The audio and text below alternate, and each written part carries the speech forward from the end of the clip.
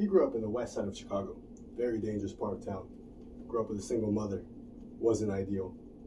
He was told from a very young age, you either hoop or you die. Patrick, however, he could definitely hoop. He averaged 37 in high school, National High School All-Star game. He was the best around. After a very successful year in high school, his senior year, he attended the Arkansas College, played for the Razorbacks, where he had a very solid season. As a freshman, he played 20 minutes a night, averaged 13, led the team in blocks and in rebounds, and he was named the SEC Young Player, second all-team player.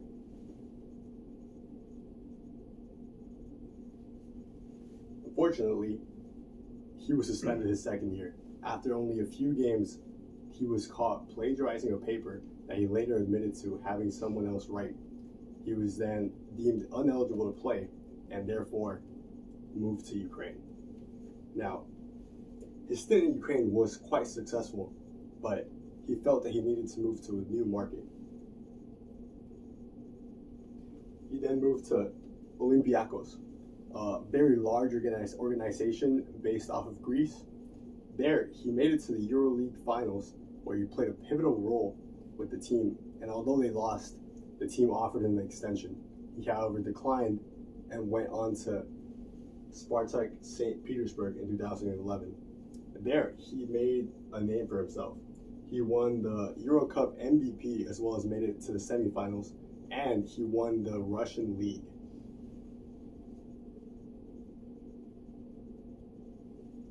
Now, after this, fans really wanted him to stay. However, Patrick still had a dream. Patrick went on to go to the NBA in 2013, where he would join the Rockets. Now, Patrick had already been drafted. However, he was let go. This time, he was not let go. He was given a multi-year deal with the Rockets, where he soon made a name for himself.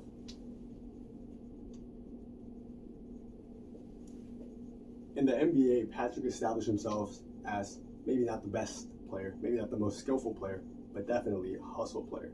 He would dive for every loose ball. He would play defense on every single player. Great ball defender, great screen defender. He was an absolute dog. Now, off the court, a few problems. However, he started to build himself.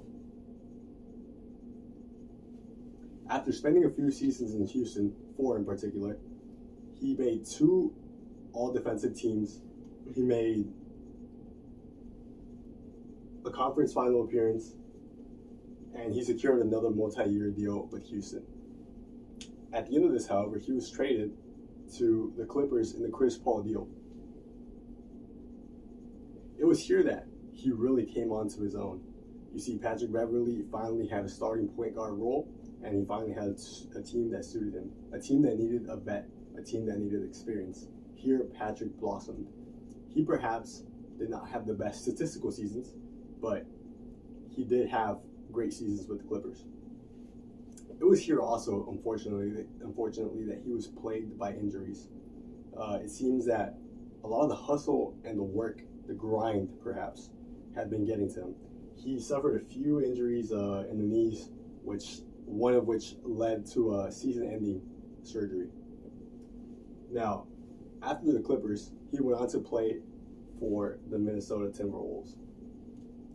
Part of a 3-team deal, he was sent over there, and after an all-right season, they placed 7th and made it into the play-in tournament. This is where the iconic moment of the play-in MVP was born. Patrick emotionally celebrated the win after making the playoffs for the second time in 17 years. He also told Steph, the next 5 years are mine. After those 5 years, Patrick went on to play for 4 more teams in the NBA, make no achievements, and then leave the NBA. That is getting ahead of us, however. He then moved on to the 76ers, where he was promptly let go, to which then he returned to Chicago, his hometown, to which he was also unfortunately let go. After that, he made a free agency move to Milwaukee, where after some altercations, especially one where a fan told him Cancun on three, he launched a basketball at the fan and proceeded to launch another basketball at that same fan, later telling a reporter, "If you don't follow me on the pod, you don't deserve to interview me." After moving to Israel, Patrick Beverley went on to have a very productive 10 games. He then had a huge fallout with the team, deeming the country not safe, and he went on to say that he would no longer be offering his service.